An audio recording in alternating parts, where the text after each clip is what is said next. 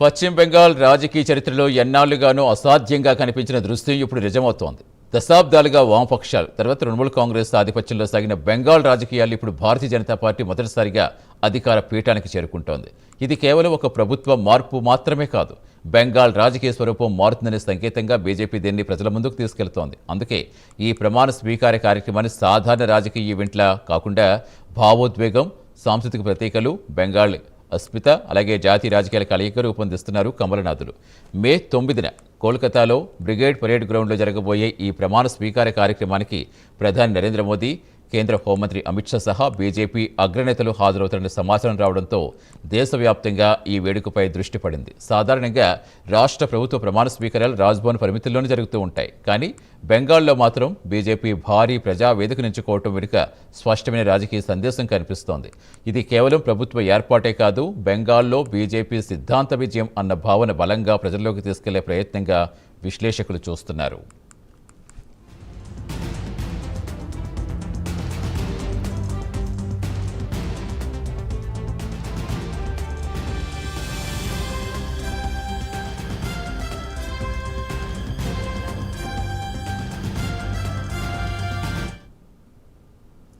అయితే ఈ కార్యక్రమంలో అత్యంత ఆసక్తికర అంశం తేదీ ఎంపిక. మే 9 అంటే బెంగాలీ క్యాలెండర్ ప్రకారం 25వ వైశాఖ్. అదే రవీంద్రనాథ్ ఠాగూర్ విజయంతి. ఇక ఠాగూర్ జన్మదినాన్ని ప్రమాణ స్వీకారానికి ఎంచుకోవడం రాజకీయంగా చాలా వ్యూహాత్మక నిర్ణయంగా కనిపిస్తోంది. ఎందుకంటే గత కొన్నేళ్లుగా తృణమూల్ కాంగ్రెస్ బీజేపీని బెంగాల్ బయట పార్టీగా చిత్రీకరించే ప్రయత్నం చేస్తూ వచ్చింది. బెంగాల్ సంస్కృతి, భాష, సాహిత్యం, మేధో సాంప్రదాయాలకు బీజేపీ దూరమని మమతా బెనర్జీ పదే పదే విమర్శించారు. ఈ విమర్శలకు సమాధానంగా ఇప్పుడు బీజేపీ నేరుగా రవీంద్రనాథ్ ఠాగూర్ వారసత్వాన్ని రాజకీయ చర్చలోకి తీసుకొస్తోంది.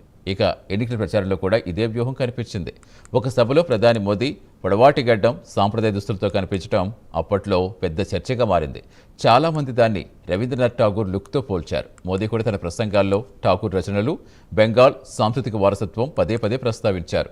సోనార్ బంగ్లా నినాదం ముందుకు తెచ్చారు. బీజేపీపై ఉన్న అవుట్ సైడర్ పార్టీ ముద్ర తొలగించేందుకు బెంగాల్ భావజాలానికి దగ్గరికి కనిపించే ప్రయత్నం అప్పుడే ప్రారంభమైందని రాజకీయ విశ్లేషకులు అంటున్నారు.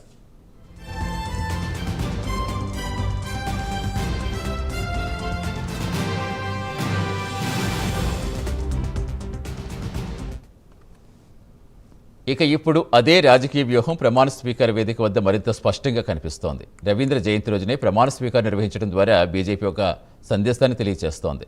బెంగాల్ సంస్కృతి మాది కూడా అన్న సంకేతాన్ని ఇచ్చేందుకు ప్రయత్నిస్తోంది. ముఖ్యంగా మోదీ, అమిత్ షా హాజరయ్యే ఈ వేడుకలో బెంగాల్ కల్చర్కు సంబంధించిన అంశాలకు పెద్దపీట వేయబోతున్నారనే చర్చ కూడా సాగుతోంది.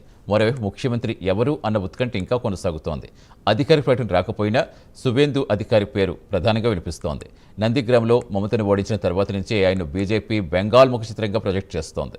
అయితే సమీకరణాల నేపథ్యంలో సమీక్ భట్టాచార్య, సుకాంత్ మజుందార్ వంటి పేర్లు కూడా వినిపిస్తున్నాయి. అయినప్పటికీ సన్ ఆఫ్ ది సాయిల్ అనే అమిత్ షా వ్యాఖ్య ఇప్పుడు మరింత ప్రాధాన్యత సంతరించుకుంది. బెంగాల్లో పుట్టి అక్కడే చదువుకునే నాయకుడే సీఎం అవుతారని ప్రచార సమయంలో బీజేపీ చెప్పడం ఇప్పుడు సీఎం ఎంపికలో కీలకంగా మారింది.